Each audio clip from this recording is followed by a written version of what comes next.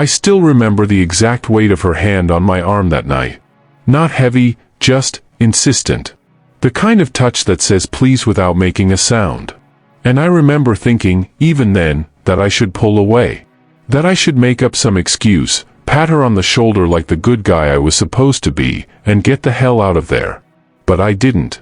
And now, 3 years later, I can't look my best friend in the eye without feeling like a fraud. Let me back up. My name's Ryan, and for as long as I can remember, Jake Castellano has been the closest thing I've had to a brother.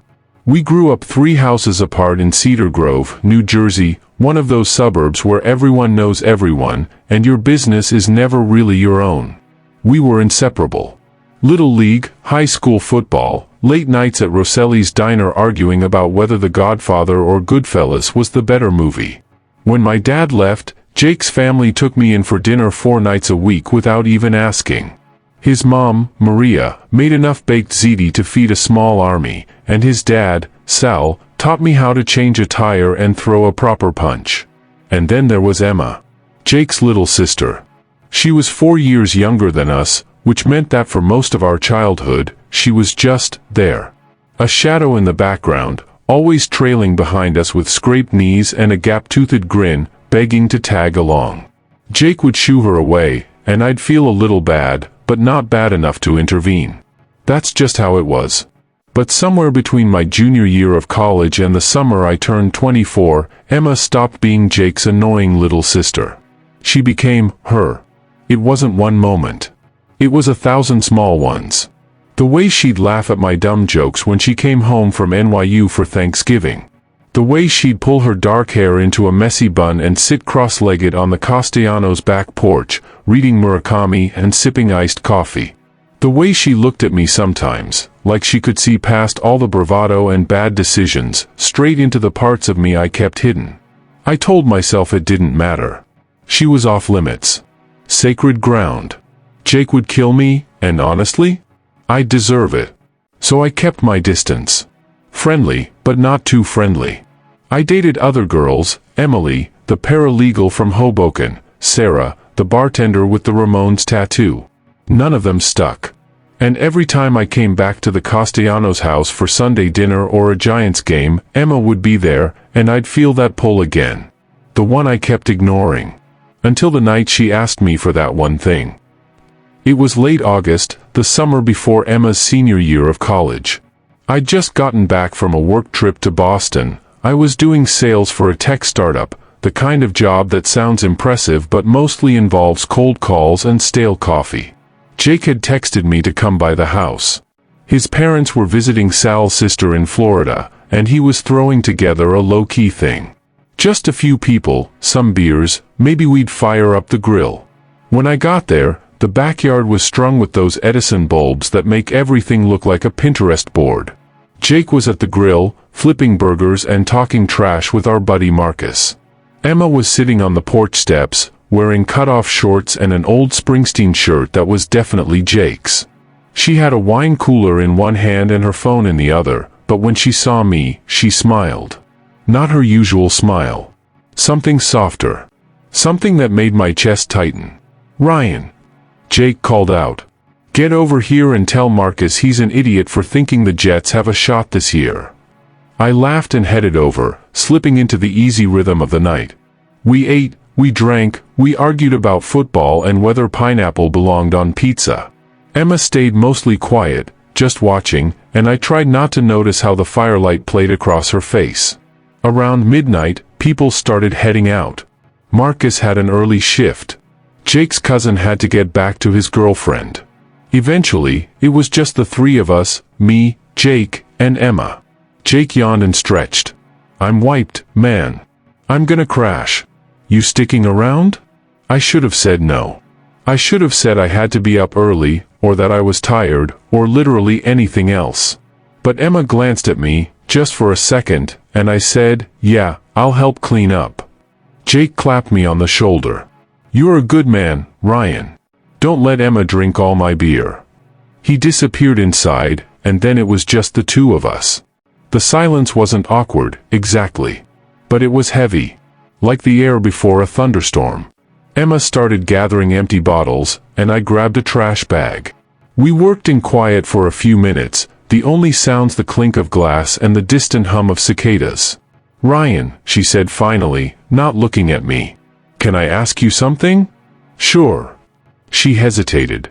Set down the bottles she was holding. Turned to face me.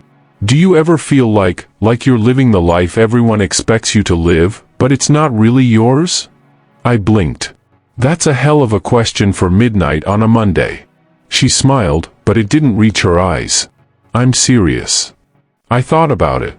About the job I didn't love, the apartment I could barely afford, the vague sense that I was drifting through my 20s without a map. "Yeah," I said. "I do." She nodded slowly. "I'm supposed to go back to school in 2 weeks. Finish my degree. Make my parents proud. But I don't. I don't know if that's what I want anymore." "What do you want?" She looked at me then, really looked at me, and I felt something shift. Like a door opening that I'd been trying to keep closed. "I want to feel something real," she said quietly. "Just once. Before I go back to pretending." And then she stepped closer. My heart was pounding. "Emma, I'm not asking for forever, Ryan." Her voice was steady, but her hands were shaking. "I'm asking for tonight. Just be here with me.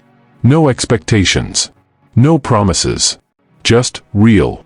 Every rational part of my brain was screaming at me to stop. To think about Jake. About what this could cost. But she was looking at me like I was the only thing in the world that made sense, and God help me, I couldn't walk away. "I won't give you every detail. Some things are meant to stay private, locked away in the part of your memory you don't share. But I'll tell you this, that night was everything I didn't know I needed." We talked for hours, sitting on the porch steps, her head on my shoulder. She told me about her dreams, not the ones her parents had for her, but the real ones. She wanted to write, to travel, to see if she could make something beautiful out of all the messy, complicated feelings she carried around. And I told her things I'd never told anyone. About how scared I was that I'd end up like my dad, angry and alone, blaming everyone else for my failures. About how sometimes I felt like I was watching my own life from the outside, like I wasn't really the one living it. She listened. Really listened.